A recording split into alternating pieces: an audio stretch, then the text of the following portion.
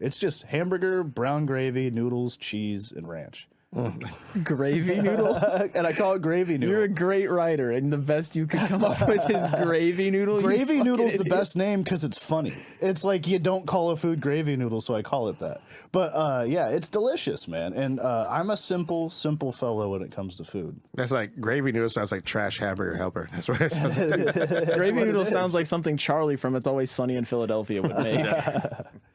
I was genuinely... It sounds like Asperger's helpers. That's what it sounds like. What the fuck was that all about? Yeah. Let's fucking laugh from the first minute to the last.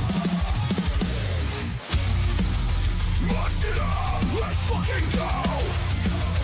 Mush it up, let's fucking go. Light up the kush, now it's time to laugh. So hold on to your tush, the one and only Mush Podcast. What's up, everybody? This is the newest episode of MUSH. Crispin's still out. He's still in Chicago eating pizza, having fun. So we have our substitute host still, Shad Foster. Ladies and gentlemen, I'm still here. He's like herpes. He's going to keep popping up, and nobody likes it. Anyway, we have a guest standing in for Crispin, a very funny comic. Everybody, what's up? Narin Vann, say hey. Hey, what's up, guys? How's it going? He's a really cool guy. He's a really funny guy. He runs Roastamania. He also has a podcast called Roast Busters. It's super funny. He used to do it with Josh Firestein. Now it's with Greg Beechler. Yes. Who's the better co-host? They both have their pros and cons. I love them both. It's great. Josh is great. He's just a much busier guy. Yeah. He has like a lot of things going on with his younger kids and everything. We have great chemistry with both of them there. Greg lives way closer. I love Greg. Yeah. But Greg is they're both so great. funny. They're both super funny guys, but yeah. Greg's terrible at like social media though. That's the one thing. I tell Greg to his face. I'm like, hey, we had an episode where we're on high and we were on shrooms, and then like Greg, oh nice, you finally got a new thing. Like nice, how many episodes you uploaded? He's like 2. I'm like, you confidently said 2? We're on episode 55. What the fuck, dude? And I was like, no, he's good. He's just he's trying to get better, get over the thing. I'm like, dude, people love you. A lot of people discovered Greg through me. Yeah. So people are like, oh, who's this Greg guy? I never see him around. Yeah, he doesn't do open mics and stuff, but he's hilarious. He's super funny. Greg's one of my favorite people. Josh is obviously funny in his own right. It's not like I'm not saying he's not. But Josh is great. I put you in a corner with that question just because I wanted a TMZ clip to put up. Narin Vann hates Josh, or hates Greg. Fucking around. Anyways, everyone uses me as a way to level up. So eventually, Greg's gonna leave me and do something better here. That's just what it is. Yeah. That's why we have you here on MUSH. Thank you for coming. Yeah. Also, shout outs to studio manager Nuckety. Nuckety does a great job. He's not on the camera, but he's great. He's got a mic. Say hi, Nuck. Hi, guys. Here we go. Yeah, I love his podcast here too. It's fun. I've done it twice. It's good. Do you want to break it to him? Oh yeah, it's gone, baby. Why? Reasons. Oh fuck. Sometimes a beautiful... Let me know. I would love to do it again just with you, man. It's fine. Just both of us, dude. Fuck it. I don't care. We'll I love the theme, the whole shit. It's great. It's so much fun. Definitely not good. We'll make a resurgence to something else. I have a feeling. Yeah, I was wondering because normally I listen to I play my episodes 3 weeks later. I upload so then I can listen to some tags and stuff. Greg finds it really weird that I listen to my own shit, but I sometimes oh, this is funny. I should probably put this on my set and I'll do this. Oh, this is good. And then Greg, you say funny shit here too. So it's okay to listen to your own shit, but some people no, it's not. That's fucking weird. But I like to listen to my own shit later because I had a fun conversation. Could relive some of this shit here, Plus, I have a goldfish brain, so if I ever listen back to a podcast, I don't remember what I'm talking about. I'm like, oh, that is a good point. I am always agreeing with myself. I'm like, have you I've done that before? I watch a YouTube video and I saw a comment that's fucking hilarious. Oh, I wrote that 10 months ago. God, I got to hunt it up I still got it, dude. Still got it. Just a mark for myself. I didn't wear my merch today. I should have worn it because I usually wear my merch for my fucking podcast and stuff. That's all right. Why don't you tell them how to follow them and stuff real quick? Because I know you got a really funny podcast. Just Roast Busters. What's it on? Is it on all the stuff? Pretty much on all the stuff, yeah. I see your Louis Vuitton shoes. It reminds me. I just had my Louis Vuitton wallet stolen out of my truck. Oh, word? What happened? Yeah, I mean... Someone stole it out of my truck. It was just in my they scanned open the door and just took a bunch of shit out of my truck. And my Louis wallet was one of the things. And I had never had a wallet stolen before. And I didn't realize how fucked you are if someone takes all your stuff in your wallet. Oh, yeah. I didn't have an ID. So how do you get a new ID if you don't have an ID? Yeah. And it's, Crazy. Yeah, dude, I just got a Tesla. It just made me think about it. You know how fucked I am if somebody steals my phone and wallet. There's no way I get in my car. Yeah. I got to get all these new things and all this other shit. It's a pain in the ass, dude. It made me consider how much more of a pain in the ass losing your phone would be, especially if you're like somewhere like I can't call an Uber. Like, how do I get anywhere? Yeah, Like, I feel really third world. Yeah. yeah. Yeah. Speaking, I was always wondering like how third world countries handle Amber Alerts, you know, like the one guy gets a text message like, hey, the one guy with a car stole a child. he has to Paul Revere through the village. The one guy. Instead of the British are coming, he's just like, the child is gone. The child is gone. he just And has like some guy is coming, but it's crazy. But it is. Yeah. That's not the clip. Let's not do that. Yeah. That might be the clip, dude. oh, that's so funny. Yeah. God, it's so good having you, man. Thanks for coming. No, of course. I've always looked up to your comedy. It's always fun doing your shows and stuff like that. I really enjoy. You only say this because I book rooms, but that's No, fine. no. I really enjoy your roasting humor. That's something that like I wish I had a little more of is your ability to on the spot. You know who? Shout outs to Gavin. Gavin's taken that. I don't host as much anymore because it gets very tiresome at open mics. And there's some back like maybe like a year or so ago, I used to be like, oh, I'm going to roast everyone and have fun, do this. But there's some nights like I don't want to be here that much. I just want to just get it going. Now Gavin takes a minute to roast fucking everybody like harsh. And then Tommy came in like Tommy hasn't been, you know, Tommy Lee, the bartender. He's like, oh, you do like how Gavin does. Like, first of all, fuck you, okay? Gavin does like how I did it. I'm just too tired to do this sometimes. But yeah, but like Gavin's like really run. I love Gavin. Gavin's one of my. Him and Drake are my two favorite guys, newer guys. Like in terms of like fresh. I think I consider guys under 3 years like new guys, 3 to 5 years, like you know sophomore, then 5 to 10 is like. You know, junior, then everything 10 and above is like OG, you know? That's how I consider comedy. Yeah, absolutely. Yeah, and those guys, Gavin House, super funny guy. He just did my room in Messy Jesse's. Yeah, how do you do? Dude, he did great. Yeah. Yeah, he had great energy and everyone loved him, man. And Yeah. I love seeing the shit he's doing. Shout out Gavi, baby. Yeah. It's like a twink roaster. What's like one of your favorite roasts you've ever gotten? This is definitely from Tony. Oh, shout out Tony, we miss you. Yeah, Tony, the joke he had for me. I use it as my opener now. So like it's just like, yeah, like I was like, guys, I run a roast battle show. And this is what he says. Like it's like people every now and then it's like, oh, that's fine, whatever. I heard it before. But the way he told me, he's like, Narin, I didn't know he was Cambodian this whole time. I thought he was a non-binary Samoan. I'm like, yes, that's fucking good. That's so good. Here's the thing, like I made fun of a Boston dude. He did my show because like shout out to Berenji. Berenji's like, hey, this dude from Boston's coming to town. He's gonna be a good guy to know. It's like, cool, do you vouch for him? Like, you know, if he's shitty, then I'll never trust any of your vouchers ever again. But I watched some of his tapes. Like, oh, this guy's pretty funny. Then it's something GM Papa, Alex GM Papa. He's from Boston. He talks very, very slow. He has a very, very deep voice, but he kind of looks like Shad. So his voice does not match like his body at all. You know? So he talks super slow. So we're doing in the back, I'm just roasting. Like, man, it's so funny seeing your voice. Like, you do not match. Your voice does not match your fucking body at all. You sound like a whistleblower, like in one of those things of the black screens or whatever. Thing or shit. And then he use it on stage. Like me, like, oh, cool, the Boston guys get it. If I shit on a Seattle comic, they'd be like, that guy was mean. Oh, no, whatever. But it's weird when he says, like, yeah, one guy's roast jokes and another guy's opener. Like, yeah, that's how it should be. Yeah. Yeah. We had the pleasure of coming across Tom Dustin when he was at TCC, and so he was riding around with us, and we took him up to Flight Path. Also, we're going to be hanging out with Josh in Oregon. Yeah, We we're are. opening, yeah. He had a drop. You got a drop? Yeah. You got a big gig? What do you got? I got my first feature weekend at TCC. Do it. Yeah, Fuck yeah, yeah, dude. yeah. Take that. I Who are you mean- featuring for? Someone named Shelly Belly. Shelly Belly. Yeah, I don't know. Shelly Belly. Yeah. All right. No, it's good. Any opportunity is an opportunity. I mean, I'll, Shout out to I'll Shelly fucking take Belly. it. Yeah, shout out. I don't think she wanted me on the show. But TCC threw it to me, man, and I was super stoked. And obviously, a resounding Oh, yes. no. right away, Take the yeah. yes. But sometimes, like, they have mismatch problems with some of the shows they have lately. Like, because, like, I was great with the last few bookers where I got doing some things, and then somebody would be like, oh, let's book this person who's not a roaster, but this roaster guy. He's silly, whatever. And then, like, you know, oh, that's weird. It didn't work. It's like, yeah, I can only imagine why it didn't work out. Or this person, like, some clubs will do that. They don't know the scene very well. So, like, I try to match someone who's going to be great. Like, I'm booking the Tenina room that I messaged both you guys on. Yeah. You know, there's some people I, like, want to put on there, but they're not going to be good for that room. Yeah. There's some people are going to be hilarious in Tacoma, but then I could be terrible for Tenino. You got to match the room, and people are like, Right. oh, why don't you book a different kind of diversity? Because maybe you don't want to hear about this thing that you talk about the entire time. Yeah. Like, they don't want to hear about women pooping for the fucking half hour, you know what I mean? It's so It's true. a dinner crowd. What the fuck? What do you mean you don't want to hear about women pooping? You just hate women. No. That's the whole thing about my comedy that I try to stress to everyone else about is like do well everywhere, dude. Yeah. Don't, like get out of Seattle, like get out of Portland, get out of Chehalis, get out of different areas and like there's try guys, it everywhere. shout out to Chehalis dudes, but they just stay in Chehalis, and then the Bremerton guys, a lot of them just stay there. Yeah. But Yeah. like you got to be good everywhere.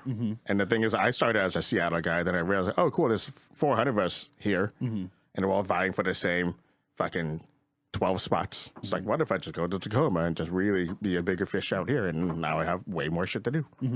And I mean, I'm not afraid. You know, I take gigs where I drive 5 hours each way. Oh, you do. You I'm not above. like you are a fucking pro at this. Like, dude, I did one wedding in like fucking Aberdeen, and I drove all the way up to Tacoma afterwards. Like, fucking tired, dude. He does just 3 times a week. That's crazy. Yeah, it's I like insane. and you probably drink a lot of energy drinks, though, right? That's what's right here. Yeah, Okay. it's energy powder. It's Okay. cheaper, but yeah, I've done rooms in Aberdeen 3 times in the last month, and 2 of them were with him, and it is a slog of a drive every time. It's 2 Red Bulls in the cup holder, one for on the way there, one for on the way home. For 5 minutes of bliss, like on stage. You know, that's what we do it for. I've seen some guys from this side go all the way to Spokane for just an open mic. Like, wow, Yeah. you must not have a day job. We had What the Spokane fuck? comics who were driving over Yeah. here for competitions last year. We Yeah. had like 3 or 4 Spokane guys come out here for Shout out to the boys. Spokane, because those guys hustle hard. Yeah.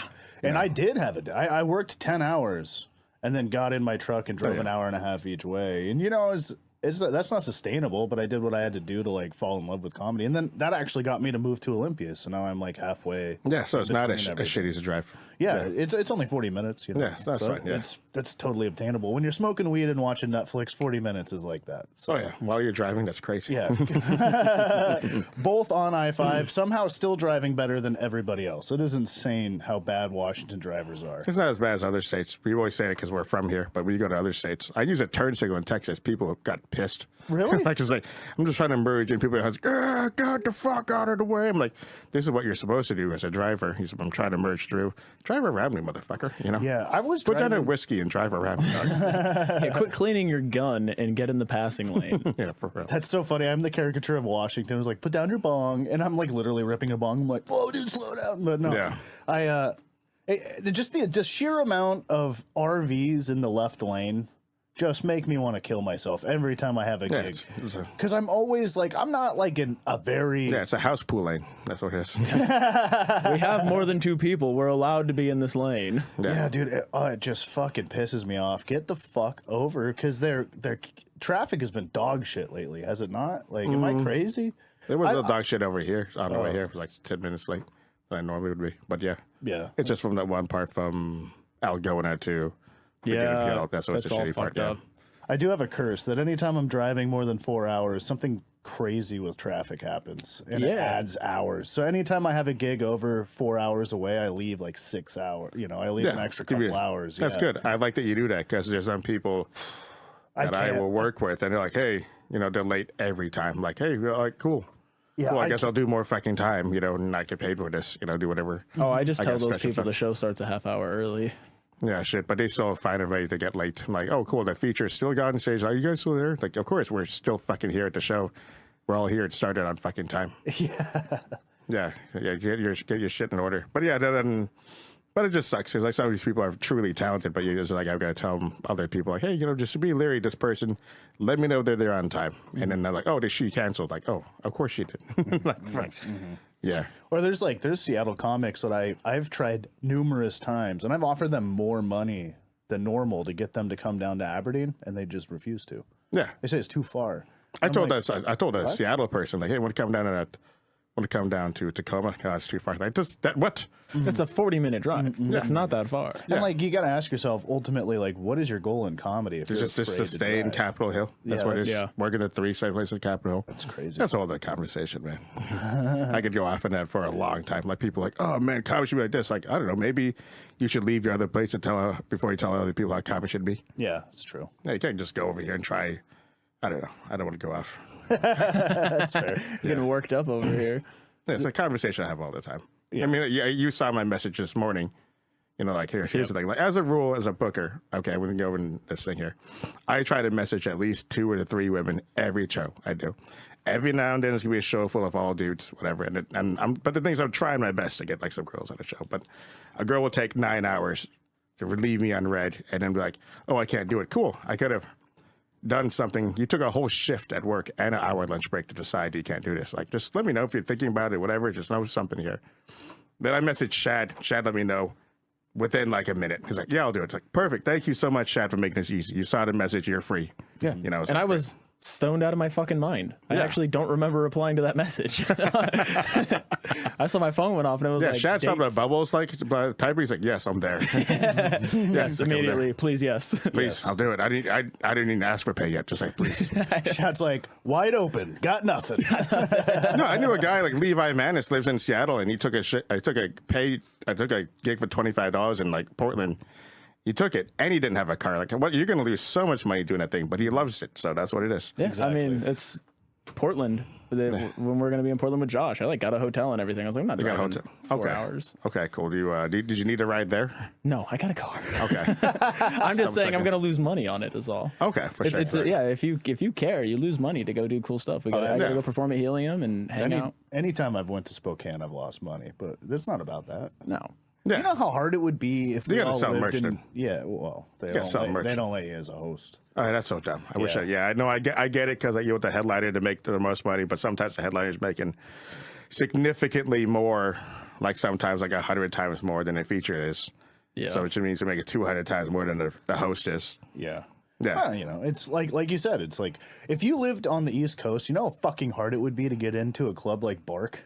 You know, it'd be near impossible. Mm-hmm. Yeah. With all how saturated it is, and we're all like, "Ooh, I don't get enough club spots." It's like you're lucky you're at a club. And you're like, you're lucky TCC even gives a fuck about you. Yeah. So Oh yeah, it's hard. Yeah. I come from a very blessed place, and I fucking know it, dude. Yeah, and you work harder than most of the scene. You definitely do. You message you apologize too much about messaging me, but do yourself. No, it's fine. You're doing it. You're doing great.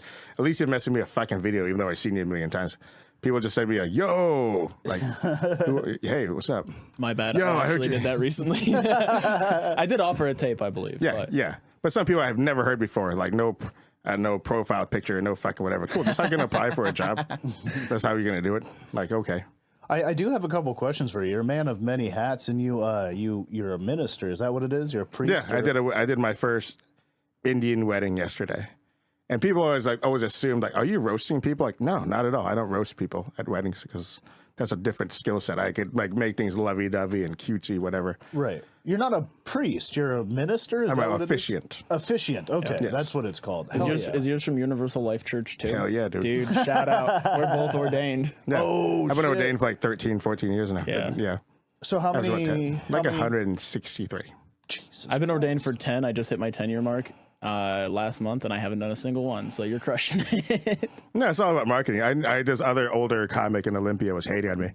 Like he's just talking. He was just a guy who's never done anything. He was just like at a barber shop. And my friend happened to be at the same barber shop. He's like, talking about, here's what you got to do about comedy. He's like saying all these things. Like, oh, that's funny. He's telling everyone else how to do things. Then my friend's like, hey, how about Narin? He's like, you know what Narin is? There's so many minister comedians out there. Why did he blow up? What did he do? It's like, well, so people know that I do it. I tell people about it. Yeah, every single time you do a wedding, you post a funny picture. I post a picture alert. Sometimes a funny picture. Sometimes, most of the time, normal photos. If they bride a couple of wants a funny photo, we'll do it. But like if they're too busy, I'm never like, oh, we have to do this thing for me. Mm-hmm. But most of the time they're busy and like, okay, we'll do it. But every now and then a funny photo will come out. And people just think I'm making the whole ceremony about me, which is not true because it's their big fucking day. Now, are most of your weddings, are they people who know you from comedy or? No, they've word of mouth from like a lot of vendors, a lot of people like Okay. either like DJs, photographers. Oh, you got to hire this guy. This guy's great. Like you're gonna remember this guy for a while. So like, and then they see me on King 5, and they also saw me some newspapers and shit. So they're like, oh, Yeah. You got credits for Yeah, being. I got credits for it. I'm the only minister with TV credits. That's crazy. dude. Well, Yeah. there's a couple that have them, but Yeah, for sure. Yeah. you're Like the only around one that's here. yeah. No, I know. Yeah. You're the only one that's not on There's only one not fighting allegations with. You're the only one without a TLC show. this priest you see on NBC To Catch a Predator. Yeah. Oh goodness. Yeah. Yeah. No. So what do you think? I know all of them are fun and unique in their own way, but what do you think like your favorite wedding was? Is that possible to say? This one I did this past summer was pretty good because I was like they gave me a lot to work with because I meet up with a couple before. Like, let me know about your story, what you did, how you guys dated, how did you guys know you guys are the one for each other. So I just kind of like made this story where like. It's like, how did you know he was going to be your husband material? It's like, she's like, well, one time we got in a fight and, I thought I was over him. Like, we're done. And he gets on a plane and flies over to me across the country and he apologized to me face to face. And then he did that. I'm like, wow, Dallas. Way to set the bar high. Some guys might forget to text her that same day, but you got on a plane in this economy. Just like whatever. I just made him look like a rock star. Like, yeah, this guy, oh my goodness. Some guys pray for forgiveness, but this guy flies for forgiveness. He's getting literally, sky there's- miles for forgiveness. There's planes dropping from the sky. He risked his life. Yeah. At this time, I'll define it. Again, I just kept referencing that, like how it's a good guy. It's like, oh yeah, some guys are right later, but nope. Yeah, that's crazy. Man. So like just kind of just go over there, just made him put it on the pedestal and everything there. Then his name was Dallas. So like the very end, it's like guys, it's like, I know this is real love. And also, guys, we're witnessing history. If anyone's here a football fan, this is the only time we're going to witness Dallas get a ring today. And whatever. And people like, people just like, gotta stand go. Then there's other things I could do, like make things cool and like make things personable. Like yesterday, I married an Indian couple. They knew they had something special. So I wrote this, like, because I had one phone call with them, like, they do have something special because they both met each other. They said, oh, they wore the same outfits. Like, oh, either that's one in a million chance or just, took advantage of a sale, locally there. But also, they really did hit the lottery because she found a guy she was compatible with, someone could talk to, someone you feel secure with. And he hit the lottery because he is marrying a doctor. Whatever. So I just kept referencing that. People like, oh, it's good. So it's just find ways to build them up. I'm the cleanest. I'm like Kermit fucking Appeal as on a wedding. I'm just like super clean. Do whatever. I'm never saying anything inappropriate. Have you had weddings where they like want you to like be a comic? Like, oh yeah, there's Don one Rickles weddings or something? Oh yeah, they're Terrence Parsons. Okay, so Terrence Parsons. Here's the story. I've told this story. I'm going to have Terrence on my podcast. Guys know Terrence Parsons. Yeah, I know Terrence. Very chatty dude. Love him. He asked me to do his wedding and say, "Hey man, I'm getting married. So my girl wants to do this." And she and his girl's like, "Hey, it'd be fun if we did I got a roast at my wedding." It's like I was like on it. I said that she forgot about. She wanted to post like months ago. So they just roasted the whole situation. But basically I had second guesses about doing it here because right before the wedding, their ceremony, I saw Terrence he was just sitting there just getting hyped up in a room, and he's in the room with her younger sister, who's like more attractive than she is. And then she gets in his face like, "What the fuck are you doing in the same room with her? I told you can't be in the same room with her. Hey, you can't be here. This is our wedding." It's like, hey, we're getting married today. I'm just here. I'm getting married to you. It's like, I don't trust your rabbi sister, because apparently her last boyfriend's like tried to hit on her sister or whatever. But she yells and she's yelling at like this. Day of coordinator, like, "What the fuck are you looking at? Like, get the fuck out of my face!" And he looked at me. It's like, "Look at what the fuck are you looking at?" She said that to me. I'm just like, then I just paused. I'm like, just wait till she left. Wait till they died down a little bit. I walked up to him like, "Hey man, I don't really say this very much, but are you sure about marrying her, man? She's not really nice. I'm just saying right now. This is the only time I've ever said that to anybody." And they divorced like 9 months later. Did you still roast at the wedding though? Oh, I totally did. During the ceremony? Yeah, during the ceremony. So do you think you could? Do you think you could call them? Do you think like you're like, oh, these guys really love each other? Oh no, this isn't gonna work. Oh, this is gonna work. I know. There's some weddings where it's not gonna work. There's one wedding. There's one wedding I did 3 days before Christmas. This is his third wedding. This guy's like, oh, it's like whatever. She didn't speak very much English or whatever. I'm like, oh, this is 100% K1 green card. visa. This is like 100% one of those visas, whatever. They did like some army weddings. Hey, we got to get married here. She just got pregnant. Oh, this is one of those weddings. So I was like, I don't remember their names, but I'm like, okay, this is one of those things. Like, you know what? It sucks, but I'll take the check. You know, I'll take the money. It's like a corporate gig. You're like, no one's gonna leave here happy, but I'll take the money. Yeah, corporate gigs are kicking a dick, man. Oh man, if people don't know what corporate gigs. I'll tell you the worst corporate gig I ever had. I can't wait. So well, this was a private party. This guy, he saw me at the parlor. When I started getting into the parlor, there was a big club in Bellevue. And then finally they went out of business. Like, oh, what perfect timing! I finally got it in, and I'm a regular there now. I had to go over some hurdles because some people behind the scenes didn't like me there for some stuff, which we'll get into that another time. Okay. But I finally overcame that because I did a roast battle show, and I'm like, oh fuck, this is my chance. You know, I'm gonna fucking murder this shit, and then again, it would be undeniable that like the person who heard bad things about me all these years, he's like, who the fuck is this guy? He's like, this Narin? Oh, he's rushing it, and he's like giving me weekends and stuff. So anyways, this one guy, his name's Sotelo Avellino, rest in peace. He loved me so much. He's like, hey man, can you do my daughter's birthday? Like, oof. What do you mean? Like, I want you to perform my daughter's birthday. He's like, nah, man. Like, it's like, I shouldn't perform your daughter's birthday. Like, a regular get together, sure, but not your daughter's. Like, it's gonna be surprising. Wait, oh, she doesn't know about this. It's gonna be way fucking worse. Oh God. So I had to go up there after everyone's dancing on her. She just turned 18. I'm like, this is weird. This is like illegal yesterday. I don't want to dance with your daughter. You know what I mean? And then like right before I get on stage, grandma's twerking on her. Oh. And the crowd's losing it. Like, how am I gonna fucking follow grandma twerking on her daughter?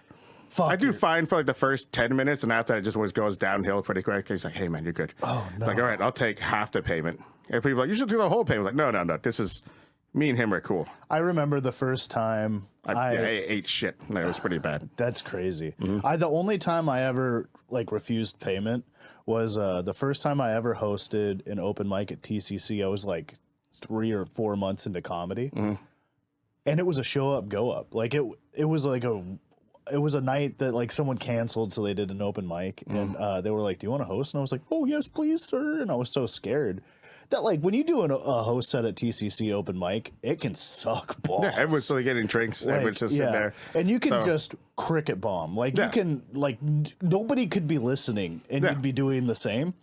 And I had one of those sets, and just did my job. And that was when what's his name? Aaron was here. You remember bald Aaron Yankowski? What's Aaron, Double A. Booker? Double A, the bald guy. Yeah. Aaron, okay. He was paying me the $25, and I was like, "Nah, dude, keep it." And he was like, "What?" And I was like, "Yeah, dude, I did not deserve money for that." And he like comes back with a $25 shot, and he gives it to me, and he's like, "Always take the money." And it was a lesson that I've always kept. Always take the money, yeah. Yeah, always take the money. And, I only took half because I only did like not even a third of my time. Oh yeah. Like, just I'll take half. It's fine. I'll do the time and take the money. I had a really bad corporate gig last year, which I mean, I'm not going to say who, even though I'm not going back to do it again. They were so polite afterwards too. They're like, "Oh yeah, we'll have you back next year." I'm like, "No, you're fucking not." It was for a huge weed chain, and so they had like you walked in, and there were like gift bags of weed, and each bag had over $200 worth of product in it. I stole like 4 of those bags. They gave me one, and I was like, "Oh, thank you." And I'm gonna go put this in my truck. And later throughout the night, I'm like, "I'm gonna go put this in my truck." And then I did that like 3 or 4 times. That's so funny, dude. Yeah, I'm like a raccoon with like free stuff. I'll just free silverware. I'm taking like it. A trash panda. I am pretty bad about that. My girlfriend. How I approach corporate gigs, I've had some good ones. I'll take an opener. I'll take less money to feel better about myself afterwards. I'll do that. Yeah. Because I'll get paid this amount, and I'll give out like maybe a third of what I'm making. Say, hey, can you open for me? But you have to be squeaky clean, no swearing, no sex stuff, no whatever. It's also good to have a friend. To deal with this too. But the friend, I've had 2 of them eat shit in front of me because they're going squeaky clean, like, oh man, I can't do this, whatever. So the whole time he's on stage, I'm walking around the room, talking to who was like in charge of HR, talking to the staff members, taking mental notes, like, hey. Like, who's a drunk person at work? Who's a snitch at work? Who's a kiss ass at work? Who's this, whatever. So then when I get up on stage, they're like, all right, guys. then I'll just dance around like something inappropriate. I'll be like, oh, I can't. Sharon's HR, you know, she hasn't paid me yet. I can't do this here. I got to be on my best behavior, like good old Greg over here, Mr. Goody Two Shoes. And I'm just making inside joke. Be like, that's true. He is a kiss ass. Man. They're like, I can't be fucking up like Sean or whatever. Just say his name. It's like, oh, he is our fuck up at the office. And then they're building camaraderie, and then they're getting drunker, and then finally, like, someone but just fucking say it, like green light. Then it's like I'm on fire at that point. So. Yeah, I that gig, that dispensary gig, was a Christmas party. Oh. So they were there to eat food and to, like, you know, party, and it was just a part of it. And nobody knew. And so they were like, I was opening for like Nathan Ford. You know Nathan Ford? Nope. He like travels around quite a bit. He's a Tri-Cities so he's guy. like he's like a road dog. So he'll be like over in Idaho one day and then in like Connecticut next week or whatever. You know, he's around a lot. So I was opening for him. So I was doing a cold open 30 at this, like, they were like, okay, so when everyone gets seated from their 5-star buffet and starts eating, go up there and talk to them. And there was like a DJ behind me that would be like, wicka, wicka, wicka, after like I made a joke. And that's so funny. I started and I had people. Fucking stupid. It was so, I hate DJs in a comedy show. It's so annoying because they feel like they want to they want to add on to it and like try to do sound effects. And it's happened to me a couple times. Anyway, so this gig, everyone's there for the food and the after party. No one gives a fuck about the comedy. How'd Ford do? He did better than me. I mean, it was. What was it like? Everyone was like, dying. Whatever? It was a gig where you were gonna die. Yeah, you were gonna walk off the plank and die. Yeah, it was like, can you fill the time while you're dying? Yeah, take the thing. Crowd work and everything there. It's fine. Sometimes if they're responsive, crowd work is fine. I was talking to people that weren't paying attention to me, and I was like doing everything I could to where I was talking into the microphone at one point because everyone's just chatting and eating, you know. Yeah. And I was like, is anyone listening? And nobody responded, and I was like, okay. Is this the one that you told me about with the beer situation? Oh, yeah. That's so funny. Yeah. So I filled my time, and I was like, I'm just going to do my jokes. And I just start telling my jokes. I don't even give a fuck. No one's paying attention. I'm just going to fill my time and get the check. And so I bring up the headliner, and he goes, hey, he was like in line for a beer, and he was like, hey, dude, you mind bringing me a beer on stage? And I was like, not a problem. You're going to want one, you know? And so he goes up, and he's getting, you know, some laughs here and there, but nobody's paying attention. There's like a group of the people. There's always the people that hired you. They're paying attention. Yep. And so the group of the bosses, that table was paying attention most of the time and laughing. They're the only people tuned in. Yeah. And so I'm bringing people are into it and just play with them. I'm bringing a beer to him. And so I walk behind the DJ booth while the DJ is gone, and I trip over the cord and spill the beer all over the equipment. Of course you would. And right in front of everybody. And nobody's paying attention but Nathan. And he's like, oh shit. And like I like unplugged it and like wiped it all up really quick with like something I had in my hand, and I went back and got another beer. Nobody noticed but him, not even the DJ, which is the funniest fucking thing in the world. But it was so embarrassing, dude. I bent the fucking the prong, and I had to put it in there and like bend it back. And put you were it in. Such a non-playable character that whole fucking story, dude. I wasn't trying to make myself a hero in that. You remember like playing Grand Theft Auto, and somebody's clearly doing a lot of fuckery shit in the background, like, oh, what that guy should be. No one's paying attention to this guy doing all this weird shit. That was you. Dude. Knocking shit over, doing whatever, getting a beer. I was a cartoon that whole night. It was so crazy. Yeah. But it was fun. I got a lot of weed out of it. It was fun. You know, it was a good experience. I'll never forget that. The food was good? The food was really good. Like, it was some of the food where I'm eating this, I'm like, I have no business eating this food, you know? Like, what was it? It was like... It was like filet mignon, and like they had like noodles with fancy salmon in it. It was like food I didn't know. I'm like, what's quinoa, dude? Like, you know, it was fancy food, you know? I'm fucking around. I know what quinoa is, but you know, it's like fancy food where you look at it, you're like, I don't know what that is. That's crazy. You know? When the fancier the food gets, the less I like it. You know, when they bring you a weird plate, and this is a shrimp reduction on a crust with a smear of baby food on the side, and it's like, give me a hot dog, dude. You know, not a hot dog. That's a bad example, but like, you know, I make this dish called gravy noodle, and it's homemade hamburger helper. It's just hamburger, brown gravy, noodles, cheese, and ranch. Gravy noodle? And I call it gravy noodle. You're a great writer, and the best you could come up with is gravy noodle. Gravy noodle's the best name because it's funny. It's like you don't call a food gravy noodle, so I call it that. But yeah, it's delicious, man. And I'm a simple fellow when it comes to food. That's like gravy noodle sounds like trash hamburger helper. That's what it sounds like. Gravy noodle sounds like something Charlie from It's Always Sunny in Philadelphia would make. I was genuinely. It sounds like Asperger's helpers. That's what it sounds like. What the fuck was that all about? Yeah. Yes, that's the clip. Thank you. No, I did a private party that was a fucking nightmare once. It was so Joe Gomez hit me up because someone hit him up on Gig Salad to book a comedy show, and he couldn't do it. So he hit me up and a handful of other people. It was at this building in downtown Seattle, like an apartment building, and we went up on the fucking roof.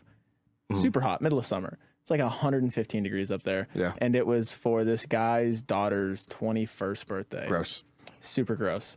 And That's coming from a guy who did an 18-year-old birthday party. yeah, dude. And I thought maybe it would be like her friends. It was her family. Her grandmother was there. Her mom, who was the guy who hired me's ex-wife, was there. She got blackout drunk.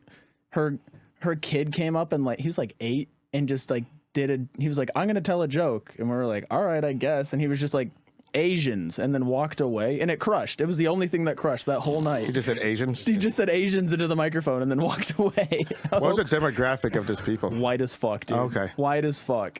It was terrible. He paid me like $500, and then he was like, hey, I want you to come back and do my Halloween party. It'll be better. Oh yeah. And I came back and did that one. Wasn't better. I learned my lesson. But oh man. I got the bag and got the fuck out of there. The only time I've ever seen Gabe Rutledge bomb. We talk about this every now and then. Like, remember the time we did a Halloween party in Shelton? Like, I did good or whatever, but the crowd was so drunk by the time he was on stage. The guy who did the best that night,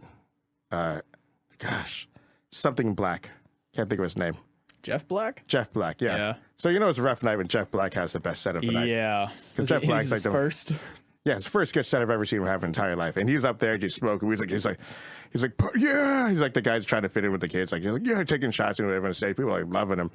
And then Gabe has to follow that. And then people are just not in the mood. And they're like, what the fuck was that party? Like, I don't know, man. It happens to the best of us. If I ever see it happen to you, then I know it could happen to fucking anybody. Yeah. Because Gabe is my Northwest goat. He's so good. Oh, dude. The first time I ever saw him do comedy, oddly enough, was in Shelton at the El Cantina or whatever, El Serape. And, dude, I was just watching him. I was like, this is how it's done. Because it was a room where everyone was kind of struggling and I was hosting. And then he got on and immediately just started crushing. And I was like less than a year into comedy and I was like, oh, that's what it looks like. That's what a kill looks like. Like that. He was my first, like, that was quite obviously murdering, you know, like, and it was a stiff room where like nobody did good. And he just went up and just, he's for sure the nose. He's a fucking magician. He's so good at it. Yeah, he's great. And I've asked him a few times. I'll do my rooms like, hey man, I'm sorry I can't do these little small gigs. But hey, I'm happy that I can't afford you anymore. That's awesome because he should be famous. Yeah, should be a household name. Legitimately so funny and my favorite comic out of the Northwest as well. Like, yeah, he's so good. Yeah, I was like when people are like, oh, he's in town, you gotta see him. I worked with him like over 36 times, and I still laugh like I've seen him for the very first time. And he turns over material really quick, too. He released that special, and he already has new stuff, so... He's doing crowd work. His crowd work stuff is pretty good here, too. Fuck yeah. I've never really seen... I can't say that I've been on a show... I haven't performed a lot with him, so I can't say I've seen him do crowd work, because he had such strong material that he was just sticking with it, but I could imagine he'd be really good at it. Oh, amazing. Second to none. Yeah, speaking of, like improvisational stuff, do you think, like, roasting is more improvisational or writing for you? Well, a lot of it's improv. I was gonna say, it seems like you have a good improv muscle. Have you ever done improv? Like, yeah, I did improv back in like high school. So I was like, there's some things I did. Did you do improv before comedy then? Yeah, we were like, I was just like, they gave me a thing like, oh, let's do something with this. There was this one play we all did. There was a group of 4, and we all and I was a group with my best friends in the class, and everyone did the same skit. Right? I'm like, hey, we'll go last because you guys are gonna top this. So the biggest rule in like acting is like you can't upstage the stuff in the back. So we did all the upstaging in the back here. So everyone did the exact same scene where it's called like you can't take it with you or something. So the people would walk in and say, hey, they'll have like some very serious dialogue and just go on. But I changed the whole script around. It's like, hey, were you guys gonna walk into the room, but I'm going to be reading a porno. It's going to be saying jugs or whatever. And you're going to walk in like, oh, yeah. Then we'll just have the normal conversation that we're going to have. And then I'm leaving around and you look at the thing like, oh, what is this? And you're just going to be upstaging the entire time while we're doing the exact same skit. So I'm just like, the teacher loved it so much, she made us perform in front of other teachers. And it's like, oh, we got to perform in front of the school. But you can't make it say jugs. Like, then I don't want to fucking do it. Like, Yeah, that's the whole point. joke. That's the whole joke right there. It's like, you can say something else, like beer or something. No, who the fuck jacks off over beer? We're not going to do that. I don't do that anymore. That's your first experience with like a late night show trying to change your act. It's just like... Oh, man, my favorite story about that, like Anthony Jeselnik, where he had a thing where he wrote for Fallon. Yeah. And Fallon's like, oh, I love this joke, but I can't do it in my voice. You have to learn how to write for other people's voice. That's why I did. There's some people's tags. I've tagged a lot of people's shit, and that's some of their best shit they have, because I love tagging people's shit. So when it's Fallon's, Jeselnik's joke, he was doing a TV thing. He's like, hey, you got to come back with a better Asian stereotype. We can't say owns a laundromat. And then like Jeselnik's joke's like, okay, how about saying building a railroad, you know? and he's like, I don't know if you know anything about the history, but building a railroad's a million times worse than owning a laundromat. Yeah, dude. And then the guy from Stands Price like, yeah, and use that one instead. Some people don't know what the fuck they're talking about. But yeah, I gotta clean some shit up, and like, I gotta be cleaner, dude. Like, I was asking some guy who books prison shows. I'm like, hey, can I do it? Like, and he wouldn't tell me no, but I know what he meant. But I was just trying to egg him on, because it's just tell me I'm too dirty, because I talk about drugs and sex way too much, and I kind of pick on like, I have dark humor, you know. Mm-hmm. And I know what he wants me to say. It's like, Narin, you can't do this show because you talk about drugs too much. Like, but he told me, I just need a 45-minute clean video. It's like, I know who you work with. That person's not clean. Just tell me I can't do the show, dude. That's all I got to do. Yeah. I got to work cleaner, you know. It's hard. I got great advice from you probably a year into comedy where I did Fierce Cider. And I was at the stage in my career where like I was getting laughs where I could. So a lot of it was like pretty low hanging humor, dick jokes, you know, just just started getting gigs off of open micing material, you know? Yeah, real blue stuff. And you were like, hey dude, like you're funny, but just like less dick jokes. And like I really for real took that for real. Oh yeah, you had so many dick jokes that day. Yeah, and I made it like a thing to have diverse material now. And now I have like, I talk about so many different things that I see comics. Talks about heroin now. Yeah, well, and dick still. I talk about a lot of different stuff. I talk about death, drugs, family, a little blue stuff. But like, I try to be all over the map with. I have a joke about LASIK. I have a joke about driving over a needle. I have a joke about a zoo. I got a joke about my family dynamic. He showed his dick at a zoo. Yeah.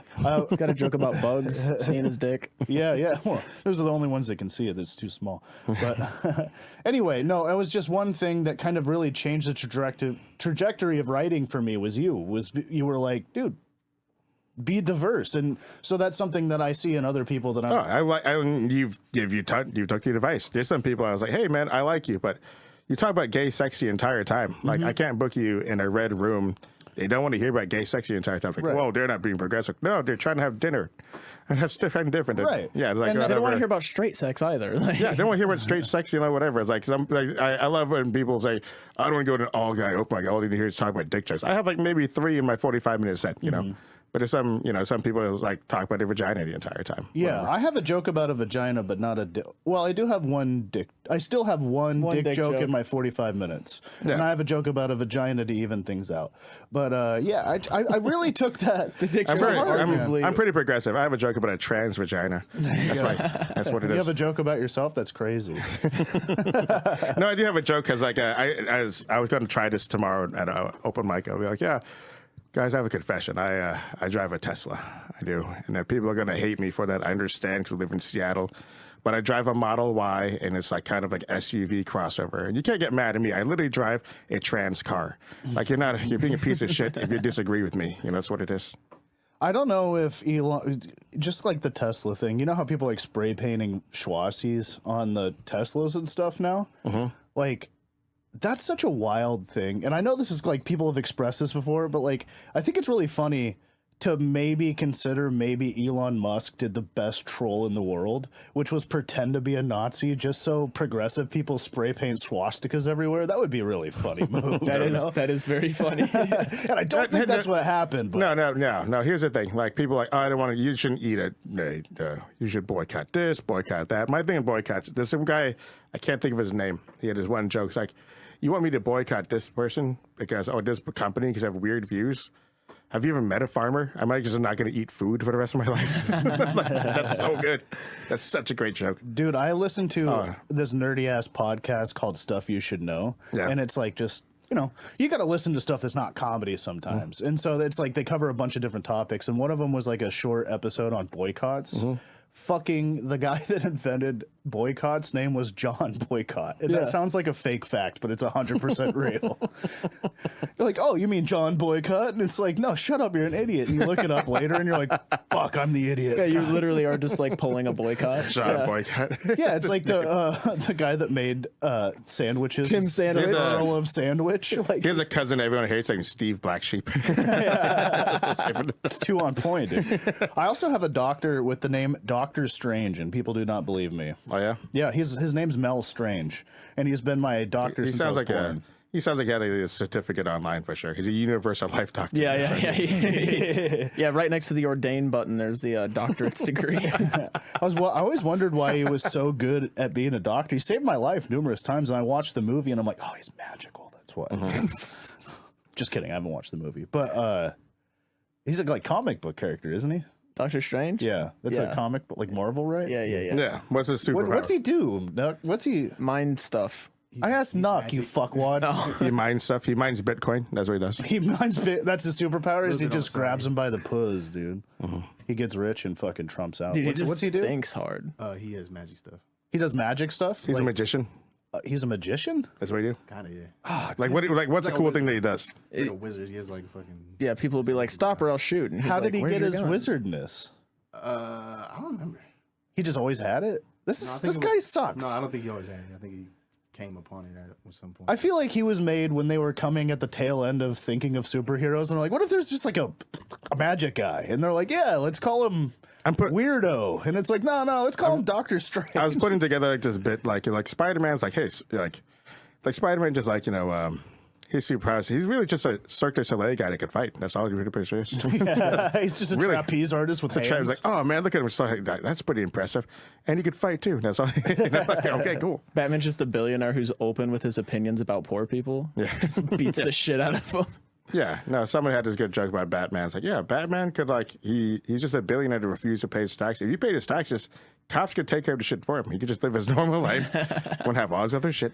Yeah, dude. Now that I think about it, Batman is just Musk if he just wild out and just started beating up homeless people with all of his money. Yeah. And people were like, "We'll allow it." Yeah, that's crazy. I never even considered that. It's literally started because a bum shot his parents trying to rob him, and he was like, "Dude, fuck." Also, poor where does he get? Also, where does he get gas for the Batmobile? He's like, there's got to be some days like, oh, fuck, I didn't plan this trip very good. I got to stop by 7-Eleven. It's like, just got to fuel this car. Set the chevron on And Hosmer in 72nd. you have to pay with the car. It's like, oh shit, they're gonna know it's Bruce Wayne now. They're gonna know it's me. This is bullshit. He has an LLC for Batman. He has to use the Batman card, although people don't know. It's John Boycott on the card. Love a callback. It's one of the black metal Amexes. It's sharpened, so we can throw it at people too. Yeah. Yeah. What do you think about all these CEOs getting squirted, dude? Good or bad? No good? I mean, our healthcare system does suck. Yeah. That's what it is. They got a Blackstone or BlackRock. I get in arguments with people about this all the time. People just get like, oh, man, we should be taxed. Like, dude, we all should be taxed. Like I make more money than you. I feel like we should still be taxed. Like, there's no way you make more money than I do and stuff. And people are like, oh, have you had Cobra? Yeah, you mean the worst insurance ever? We have to pay $800 a month after you lose your fucking job. Well, insurance, is just, we were talking about this last episode because it's like I got robbed. Like I told you, someone stole my Louis Vuitton wallet and some other stuff. I just have to name drop the Louis Vuitton part. Well, just because it's so expensive, because like normally I was like, I lost my wallet. It was a $600 wallet. You are a bougier guy. It's my Louis bag the one day and the shoes immediately. Yeah. And I know he's rich. I told him this, like, dude, You know, I know you're rich. You had Jersey Mike's twice this week. You rich motherfucker. He's just bad with money. That's all it is. I've been to his house.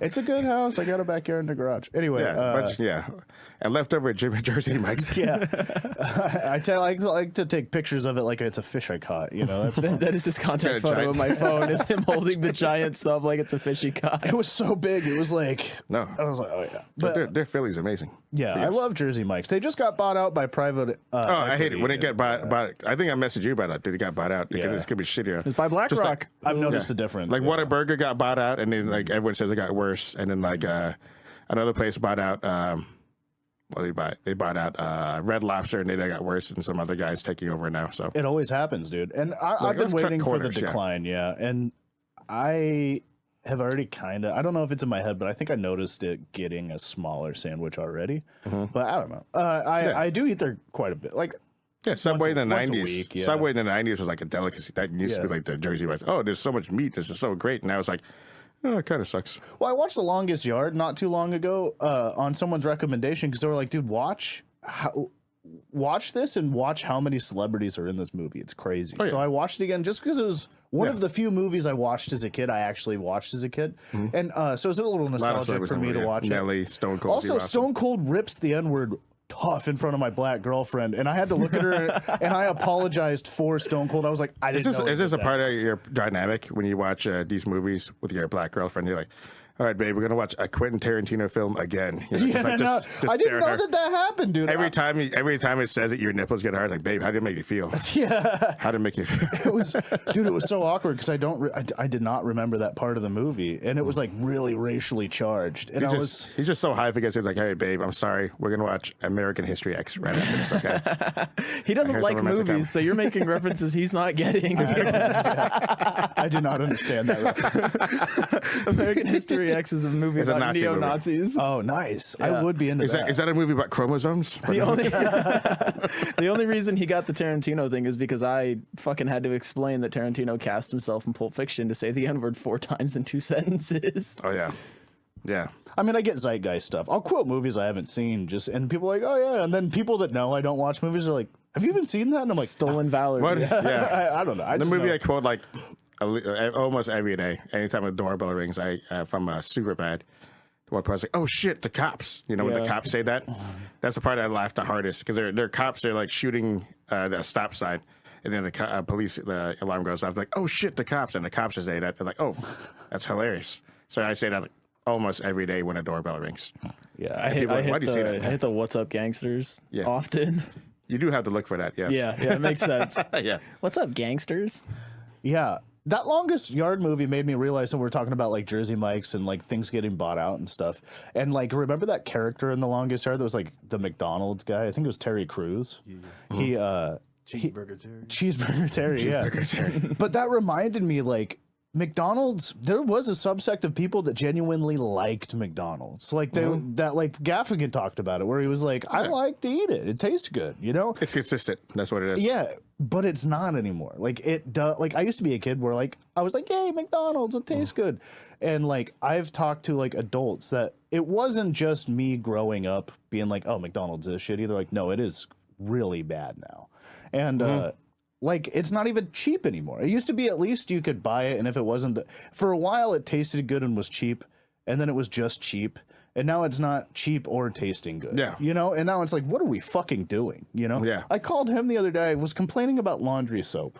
You know? This is where we are as a society. And I call my friend, and I'm like, this laundry soap is out of control. And people are getting shot in the back in New York and shit. It's like, I wasn't trying to get political when I asked your opinion, because it's like, if you defended BlackRock, I was going to be like, he's paid off. That's crazy. What the fuck are you talking about? There was a shooting in New York about a month ago now. Oh, okay. This guy so the news is saying that he was trying to kill NFL officials, but what he ended up doing was killing the CEO of BlackRock Land Trust, which is like the 3rd largest landlord in the country. They just buy up properties and jack the rent up. Yeah. And so she got capped. Oops. And the news is like he fucking shot the wrong person, and they're trying to skim over it because that whole shit with Luigi Mangione happened, and they're afraid of copycats, and this is for sure a copycat. That's the thing. CEOs, they have too much control and stuff. Like when I book a show, I never pay myself more than a headliner. I know some bookers had to. Yeah. I know some people are like, oh, like I made this much money. Like, cool, you only paid me like a fraction, whatever. But like me, I'm trying to pay everyone fair, make sure we get tips. Yeah. I spit the game like, hey, this is what you need to do to make sure your show lasts. So many shows in a scene die because we have to sell drinks. That's literally our fucking job. People like some people get into comedy complaints. People like, I hate that we had to sell drinks. Like, yeah, well, the business hates not making money. So this is what you need to do as a host. Every time I'm over there, I do a toast like 3 different times. Every time we do a toast, let's just say 10 people do a toast with you. And let's say 10% of the crowd does a toast with you. So they make every time we do a toast, that's like another $100, sometimes even more. And then that $100 leads to another drink. Then it leads to food, and then the bigger tickets and stuff. They're happier. So I was telling somebody this, like, oh, you have a good show here, but no one's buying drinks. They're just watching. You got to like sell drinks. Like, oh no, I think they're happy with the turnout. Like, no, they're not happy if there are people here not buying anything. You got to fucking push some specials, do whatever. Yeah. And then that place died out. I was like, yeah, man, I'm only here to tell you what's going on. Well, I learned that from you early on. Was you were like, go up and give a cheers and like tell them to tip the wait staff, and that was something that like You got to tell people what to fucking do, and they'll do it. it stuck with me. And then I've had a lot of wait staff be like, thank you for doing that. Kind of thing. And it was one of the things that, like, until you start doing that, you don't realize that the wait staff does appreciate it. Yeah, I told this one guy, the one wait guy, was like, hey, man, how's your day? He was like, oh, it's a little rough. Don't worry, I'll turn it around for you. It's like, hey, guys, give it for Carlos. It's his birthday, everyone. Like, it's his birthday? Oh, my God. Then at the end of the shift, how's your day, man? It's like, so much better. Thank you. It's like, of course, dude. Yeah. So next month, you want to be a dad? You want to be like, he's going to be a father, guys. Yeah. Do whatever. Yeah. That's like pro level tips too for like younger comics is be a good host. Yeah, I did a show where when I went to Whidbey, I cut somebody in line at the fucking line in the ferry. I didn't know you're not supposed to do that. Would have been like $86 fine. So I was like, hey guys, I cut a line. I didn't know, so I'm probably gonna get a fine. We'll probably lose money this trip, and like, let's talk about whatever. Then at the end of the show, I asked the one girl in the show, I was like, hey, I need you to. I know you're the biggest feminist in the scene. I'm not trying to do this to be into whatever, but can you please walk around and just say, hey, thanks for coming to the show. What'd you think? Just shake the tip jar. We're going to all make extra money. Again, I'm not doing this here to objectify you. I work sales. People are more likely to give you money than they are to me. I would have given my sad story. We all get an extra $200 just for, like, there we go. Yeah. So it's just all part. It's like, you're wearing the same clothes you're wearing up there. Just like, hey, how was the show? Thank you, blah, buddy. There we go. That's all you have to fucking do. You're a pimp just in your heart. I know. I'm just trying to make money for everything. He's just like, hey, girl, go give me some money real quick. Yeah. Hey, girl, you want to make some motherfucking money? Well, like the Shake this in. No, not your ass. Just the tip jar. shake that jar for me. Okay, so yesterday, Indian wedding, because they didn't hire a DJ. So I'm gonna talk about this. So they didn't hire a DJ, so the sound was off the entire time. So after they had their songs walk up, but they didn't plan their walk away song. So I'm like, so they just kind of walk without any music. So I'm like, play a song, So I'll say when there's something quiet, I'm just like, I'll joke, say, hey Alexa, play a song. People are like, stupid. And then this guy played a song. I was like, I'll just play whatever's next. And he played Eminem, Ass Like That, which is hilarious because that is not a wedding song.